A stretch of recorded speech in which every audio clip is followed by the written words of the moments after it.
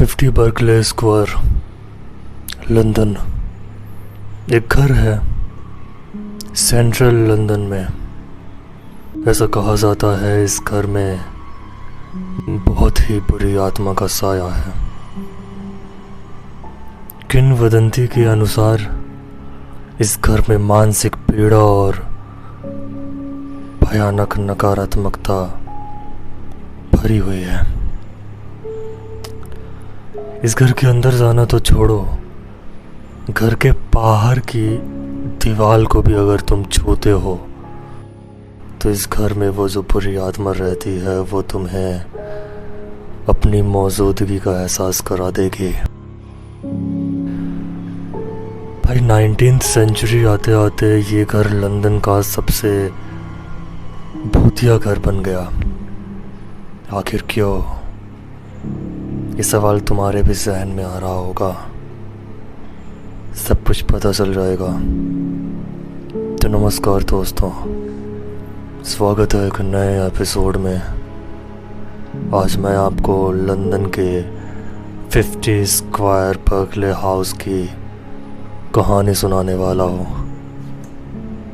अपने कमरे की लाइट बंद करो और कान में हेडफोन पहनकर मेरे साथ आ जाओ।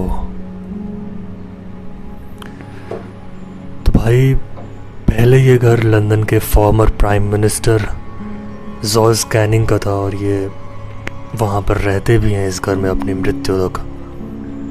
जॉर्ज कैनिंग के बाद इस घर में एक महिला मिस कर्जन रहने आती है और 90 साल की एज तक वो उस घर पर रहती है और उसकी भी मौत हो जाती है। घर का नया मालिक 1959 में घर आता है और इसका नाम था थॉमस मायर्स। इसके घर में शिफ्ट होने के बाद कुछ अजीब चीज़ें होने लगती हैं। स्थानीय लोग ऐसा कहते हैं कि मायर्स की मंगेतर ने उसको छोड़ दिया, जिसकी वजह से वो धीरे धीरे पागल हो गया और वो सारा दिन घर की अटारी में सोता रहता था और रात होते ही मोमबत्ती लेकर पूरे घर में घूमता था। अब वो पागल क्यों हुआ, इसका एग्जैक्ट रीज़न किसी को नहीं पता है। पागल होने की वजह मंगेतर थी या कुछ और, यह रहस्य था। थोड़े दिनों बाद आस पड़ोस के लोगों को रात के वक्त घर से बहुत ही डरावनी आवाज़ें सुनाई देने लगी, जैसे कोई चीख रहा हो, और वो आवाज़ बहुत डरावनी हुआ करती थी। आस पड़ोस के लोगों की माने तो रात के वक्त उस घर का मंजर कुछ अलग ही हो जाता था। सभी पड़ोसी इस इंसिडेंट से, इस एक्टिविटीज़ से इतना डर जाते हैं कि वो पुलिस में कंप्लेंट कर देते हैं। थॉमस मायर्स पुलिस स्टेशन जाता है, उस पर मुकदमा होता है और वो बाइज्जत बरी हो जाता है क्योंकि कोई संगीन आरोप नहीं था। लेकिन ज़रा इमेजिन करो कि तुम्हारे पड़ोस में कोई रहता है और वहाँ से कुछ अजीब भयानक आवाज़ें तुम्हें सुनाई देती हैं और तुम अपने घर में बैठकर वो सुनकर भयभीत हो रहे हो, तो वो आवाज़ कितनी डरावनी होगी। थोड़े दिनों बाद थॉमस की भी मौत हो जाती है। इस घर में बहुत सी ऐसी कहानियाँ, बहुत से ऐसे वाक़ये हुए जो कि अपने आप में दिमाग में एक अजीब सी सोच को जगा देते हैं। एक मैगज़ीन ने 1879 में एक रिपोर्ट लिखी, एक लेख छापा, जिसमें उन्होंने एक नौकरानी के वाक़ये का बाकायदा ज़िक्र किया है। उस आर्टिकल में लिखा था कि उस घर में एक नौकरानी रहा करती थी अपने मालिक और उसकी 2 बेटियों के साथ, और एक दिन उस नौकरानी के साथ अटारी में कुछ ऐसा वाक़या हुआ जिसकी वजह से वो पागल हो गई और थोड़े दिनों बाद उसकी मौत हो जाती है। कहते हैं एक शाम घर के मालिक ने उस नौकरानी से कहा कि अटारी जाकर कमरे को व्यवस्थित कर दो, और जब वो रात में अटारी जाती है तो थोड़ी ही देर में उसके चीखने की आवाज़ आती है। सभी लोग जब ऊपर जाते हैं तो देखते हैं कि वो नौकरानी लगभग अचेत अवस्था में पड़ी हुई है और वो बड़बड़ा रही है, वो मुझे मार डालेगी। और ऐसा ही होता है। थोड़े दिन बाद हॉस्पिटल में उसकी मौत हो जाती है। तो 50 बर्कले हाउस में सबसे ज़्यादा इंसिडेंट जो हुए बेसिकली वो अटारी में ही होते थे। कहा जाता था कि एक ज़माने में एक औरत उस घर में रहा करती थी और किसी वजह से अटारी से उसने कूद कर अपनी जान दे दी। तब से उस औरत की आत्मा उस घर में और उस अटारी में आज भी भटकती है। एक और स्टोरी है कि उस घर में एक छोटी लड़की की भी आत्मा भटकती है और लोगों ने महसूस किया है, जिस लड़की को उसके पागल नौकर ने मार डाला था। अच्छा, 50 बर्कले हाउस में भाई अगर हम इंसिडेंट्स को देखते हैं, वहाँ रहने वाले लोगों के एक्सपीरियंस को देखते हैं, तो अटारी में सबसे ज़्यादा इंसिडेंट हुआ। दूसरी चीज़ लोगों का पागल हो जाना, अकाल मृत्यु और सुसाइड जैसे केसेस वहाँ पे लगभग सभी ने एक्सपीरियंस किए हैं।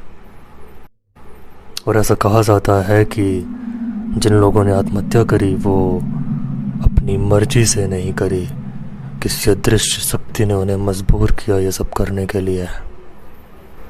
इस घर में एक लड़का भी रहता था जो कि पागल हो गया था, और पागल होने के बाद वो ऐसी चीज़ें किया करता जिसकी वजह से उसके घर वाले उसे अटारी में कैद करके रखते थे।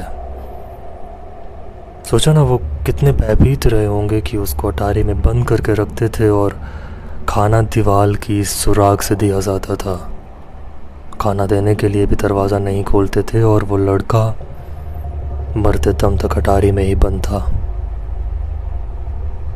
तो बहुत सारी कहानियां हैं जो कि इसी के इर्द गिर्द घूमती है, और इत्तेफाक या फिर अफवाह मैं मान भी लेता, लेकिन इतनी सारी कहानियां हैं ना भाई कि मैं बस सुनाता रहूँगा और आप सुनते रहोगे। वेल, एक और इंसिडेंट है 1972 में। डेनियल नाम का एक आदमी एक शर्त लगा करके अटारी में रहने चला जाता है, और रात में जब वो गहरे नींद में सो रहा था तभी उसे ऐसा लगता है जैसे कोई उसे बुला रहा है।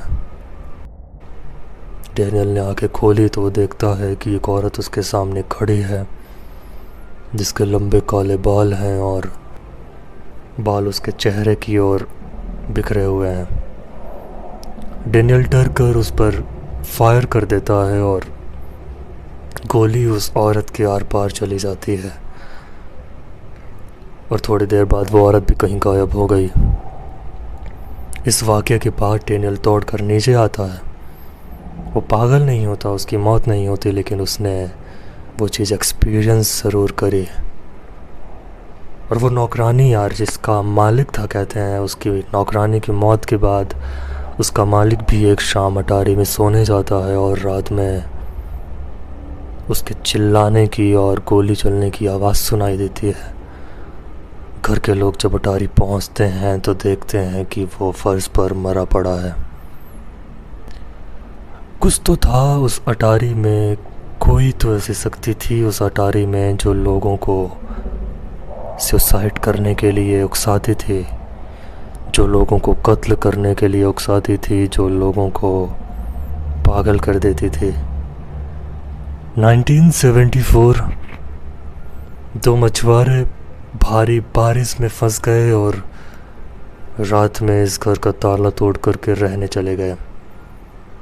और ये दोनों भी भाई अटारी जाते हैं और सुबह इन दोनों की लाश मिलती है। और चौंकाने वाली बात ये थी कि इनकी लाश ऐसी थी जैसे इनका सारा खून किसी ने पी लिया हो। वो पोस्टमार्टम की रिपोर्ट के अकॉर्डिंग इनकी मौत एक दिन पहले ही हुई थी। तो बॉडी से खून कहाँ चला गया, सिर्फ प्रश्न चिन्ह ही मिलेंगे। और जब थॉमस रहा करता था भाई, तो लोगों का मानना था कि वो घर, उस घर को देखकर ऐसा लगता था जैसे वहाँ सदियों से कोई रह ही ना रहा हो। आमतौर पे जब घर में कोई नहीं रहता है तो एक अलग सी वाइब महसूस होती है अबैंडन घर को देखकर, क्योंकि घर लोगों के रहने के लिए बनाया गया है और उसे वीरान छोड़ने पर एक एनर्जी तो फील होती है। तुम्हें भी हुई होगी कभी किसी खाली घर को देखकर। जबकि थॉमस रहा करता था तब भी आस पड़ोस के लोगों को लगता था जैसे वहाँ कोई रह ही ना रहा हो।